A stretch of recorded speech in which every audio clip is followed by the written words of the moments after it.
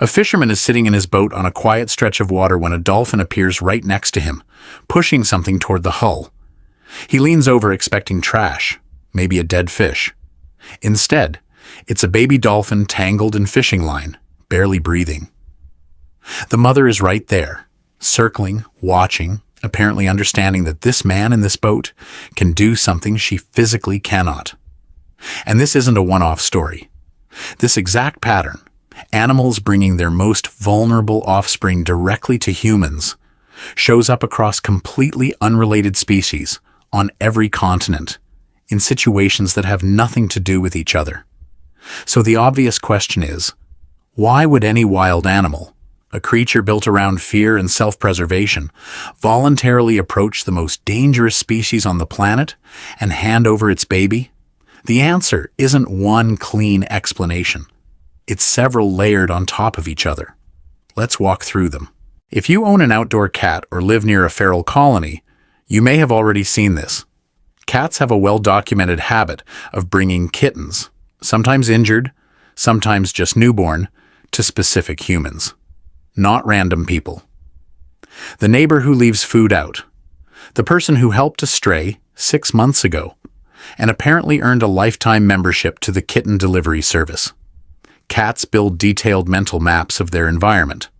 They track which humans are calm, predictable, and food-providing versus which ones are loud and unpredictable. Once a cat decides you're safe, you get mentally reclassified from possible threat to something closer to trusted member of the colony. And colony members get access to the kittens. Dolphins and whales show remarkably similar behavior. There are numerous accounts of a mother whale positioning an injured calf directly alongside a boat, holding steady and waiting. These aren't panicked, accidental encounters. They look deliberate. Cetaceans already practice cooperative care within their pods. Shared babysitting, coordinated rescues, group problem solving. If you're already wired to recognize that someone else might be able to help your baby, extending that recognition to a different species isn't as big a leap as it sounds, especially when that species has been floating around in slow, noisy, clearly non-predatory boats for generations. There's also a subtler factor at play. When humans encounter a visibly injured animal, our behavior changes. We slow down, speak quietly, move carefully. Animals are excellent readers of body language, and a species that consistently responds to vulnerability with gentleness rather than aggression eventually earns a different classification in their threat model. Birds get overlooked in this conversation, but they shouldn't. Crows in particular can recognize individual human faces for years. They hold grudges against people who've wronged them and show something that looks very much like loyalty toward people who've helped them. Here's the genuinely interesting part. There's evidence that a crow's assessment of a specific human can get passed down to its offspring. A young crow raised by a parent who treats a certain person as safe may absorb that judgment without ever interacting with that human directly. The same way a human child picks up which neighbors are friendly without being explicitly told.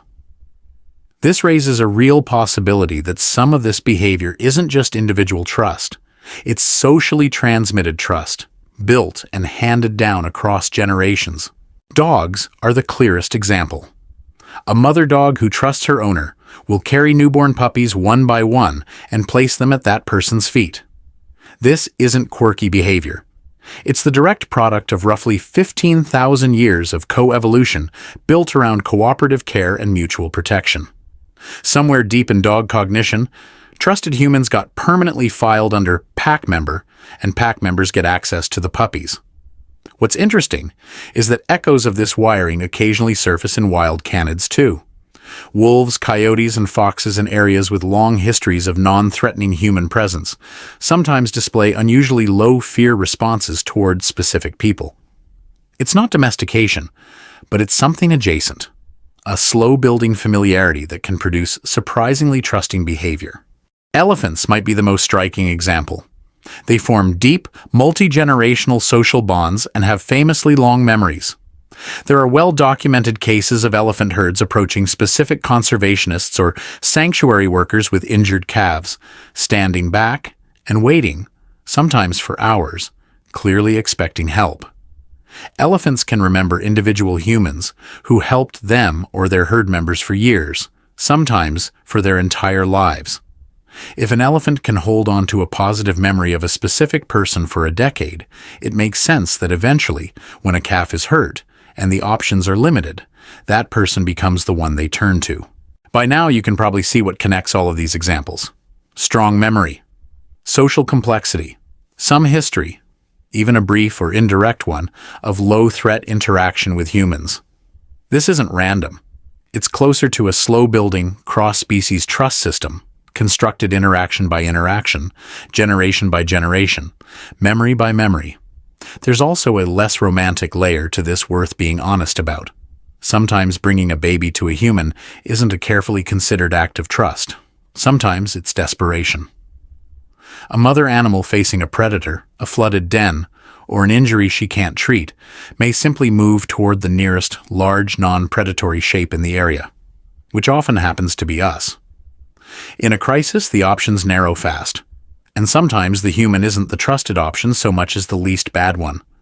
But even desperation-based trust requires the animal's brain to calculate that approaching us is safer than the alternatives.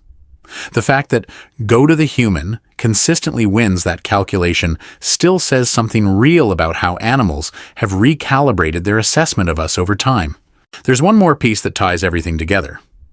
Humans are unusually responsive to distress signals from other species.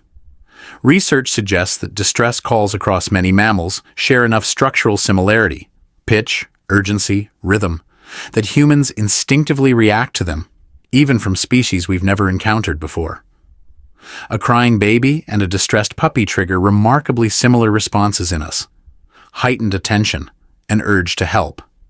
If animals have picked up on the fact that humans consistently respond to distress with assistance rather than aggression, that reputation becomes worth relying on, even across species lines. This trust isn't universal. Populations with histories of hunting, persecution, or high human conflict show none of this behavior. Animals aren't trusting humanity in general.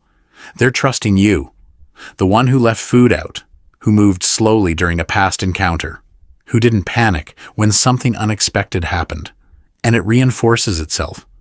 A human responds well to one situation. The animal or its group remembers. The next generation inherits a slightly lower fear baseline. The cycle continues. So why do animals bring their babies to humans? Not because we've earned universal trust from the animal kingdom. Our track record is far too uneven for that. It's because individual animals have built individual case files on individual humans. And enough of us, often enough, keep passing the test. Every careful approach to an injured animal, every bowl of food left for a stray, every quiet response to something wild and frightened becomes a small data point in a ledger we don't even know we're contributing to.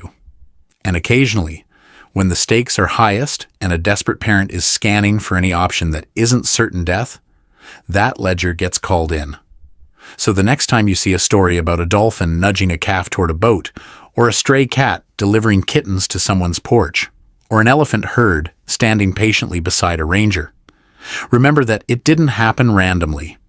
It happened because somewhere along the way, one interaction at a time, somebody earned it.